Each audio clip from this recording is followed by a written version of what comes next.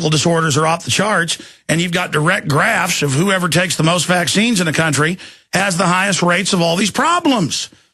And we're talking about pancreas cancer. We're talking about heart disease, brain problems, neurological disorders. I mean, this is a plague. I know I'm ranting, Dr. Blaylock, but every time I get you on, there's so many points. This is a Armageddon. This is a Holocaust going on.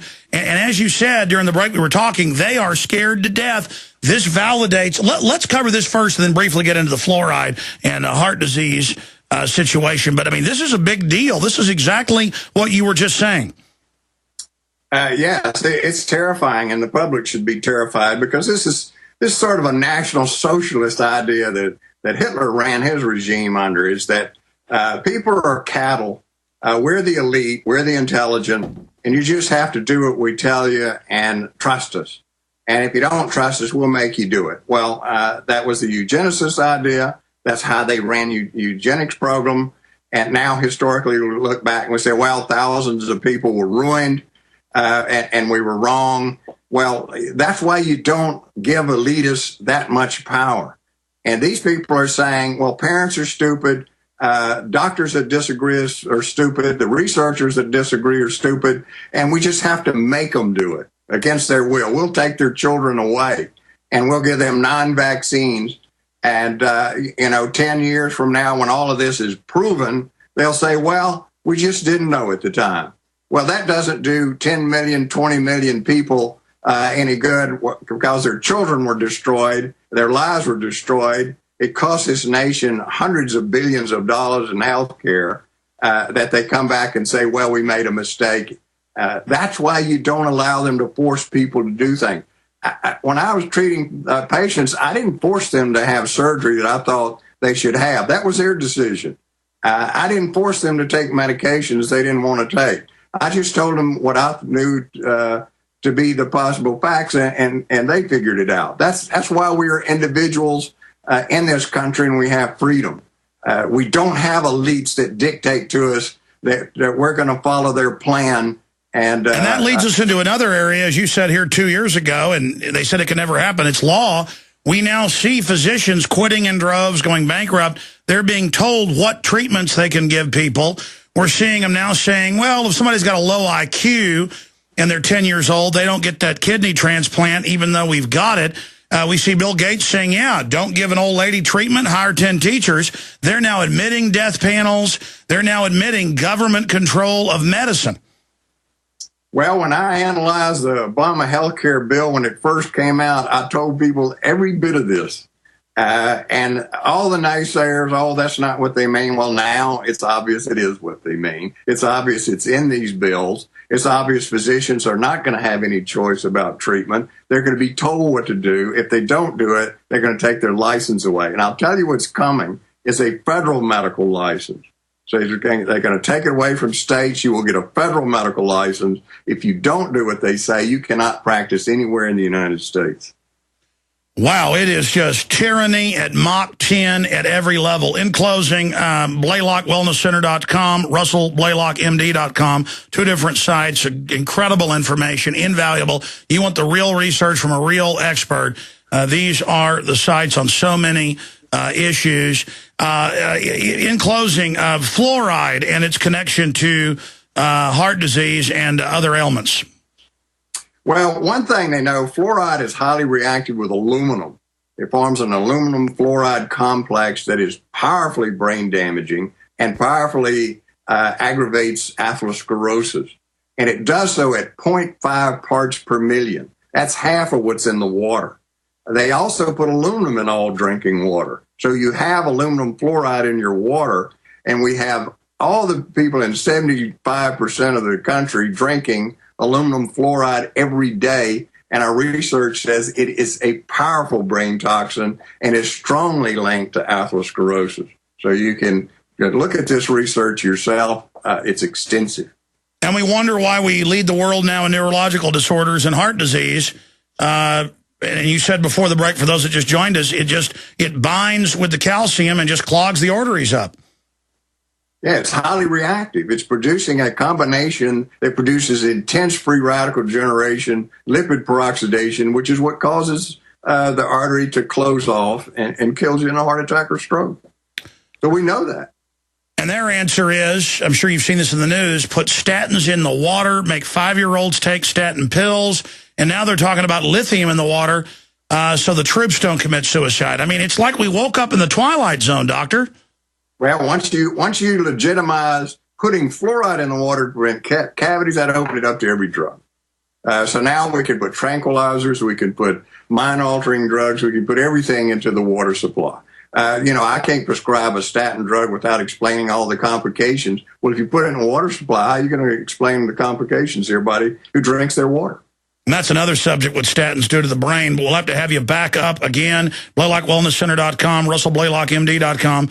God bless you, Doc. Great job. And you got to feel vindicated because I know you've been criticized nationally and just everything you keep talking about is just being verified. I have Sky News. That's Fox out of England.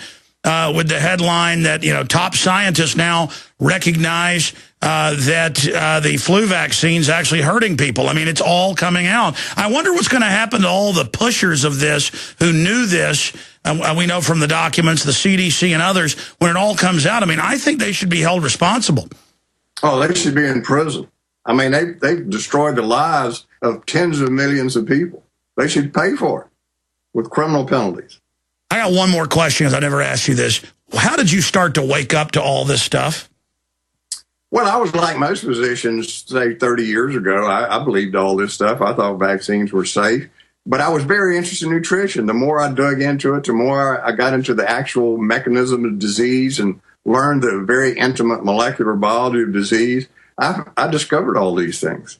And I know how vaccines work. I know what they do to the brain. I know about how the brain is formed, what effects constant immune stimulation have on the developing brain, the adult brain, and the link to Alzheimer's, Parkinson's.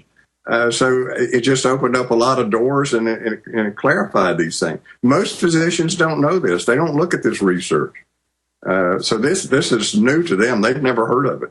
And now they're trying to bring in a new federal dark age where you're not even allowed to look at this, basically. You just do what the federal computer tells you. Dr. Blaylock, talk to you again soon. Thank you. Thank you. God bless you. God bless you. That was an amazing interview and powerful.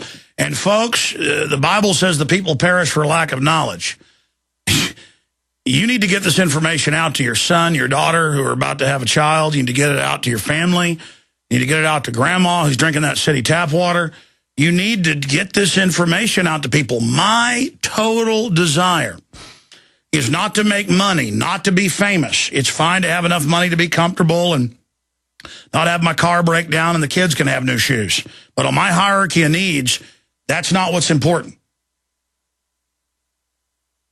My desire, what I'm going for, what makes me tick, is that I'm freaked out by watching our cancer rate go to #1 and explode off the chart.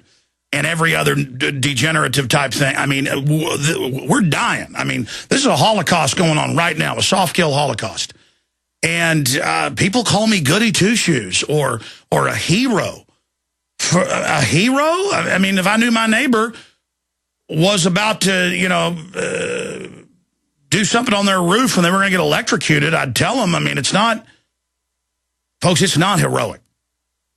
It's normal human instinct. When you're watching all this horrible, it's normal if you see a little kid who gets out the back door or whatever because mom's asleep, they're about to walk out in front of a train to run up and grab them. That's not heroic. That's not special. But Dr. Blaylock says he's a good guy, but only because he'll go up against the pressure and being demonized.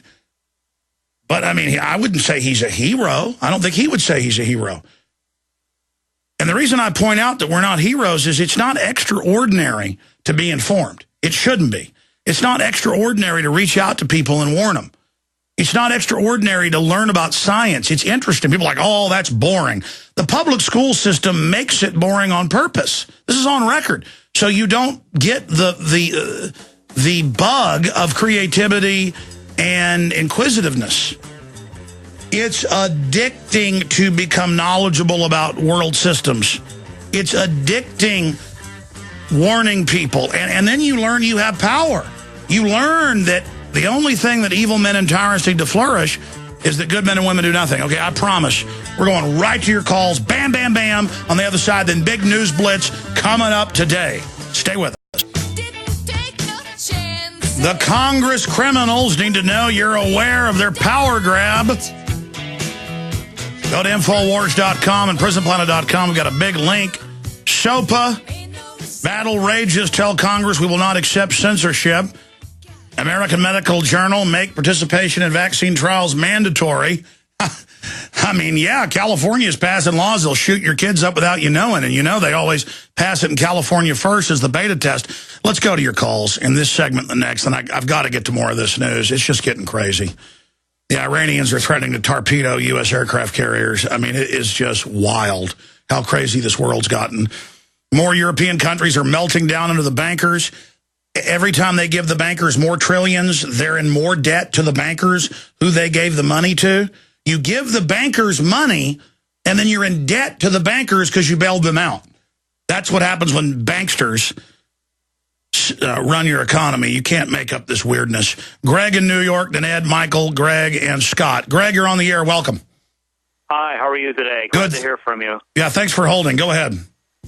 Yes, sir. My son introduced you, and I'm a first-time caller, and he was telling me about H.R. 3166. Yes. Yeah, that worries me completely. I called a senator from New York State here and asked her. Her name is Hildebrand, and her secretary answered the phone and said, "Can you tell me about this?" Yeah, you need to talk right into your telephone because you were breaking up there. Just talk right into the receiver. You talked to who? One of the secretaries there from her senator office, and she didn't know nothing about the bill. She's like, "I'm sorry, I can't. I don't know nothing about the bill. You have to contact this different number, but we know nothing about the bill." Now you're talking about the bill to basically throw you in prison if you don't pay all your credit card debts that are impossible to pay. Well, basically your citizenship being taken away, and I said to her, "My citizenship has been taken away, right?" Well, but sir, you said H.R. 3156. There is the act to strip citizens, and it may be of a similar number that they're trying to pass. Yeah, where they say, well, we can secretly arrest citizens if we want, but we can also just strip your citizenship and take you to one of our secret prisons somewhere. Yes, that act is also moving through Congress. Okay, so another thing is, too, that really bothers me, $1.2 trillion ceiling just been passed, hopefully not today, but they're talking $1.2 trillion in debt on top of what we owe now. But you've got to understand the $15.14 trillion is a big chunk of change. But remember, last time I checked, $16 trillion to one Federal Reserve group, tens of trillions more on top of that. It's 27 plus trillion total, and we haven't gotten numbers in over a year, to the bankers in bailouts. Okay, so they're always telling countries about, oh, you've got this big debt, but really that big debt is nothing. The reason we're in debt and they're raising taxes is because we've signed on to the banksters' derivatives, garbage, Ponzi scam. I appreciate your call. Interesting points. Let's go to Michael in Ohio. Michael, you're on the air.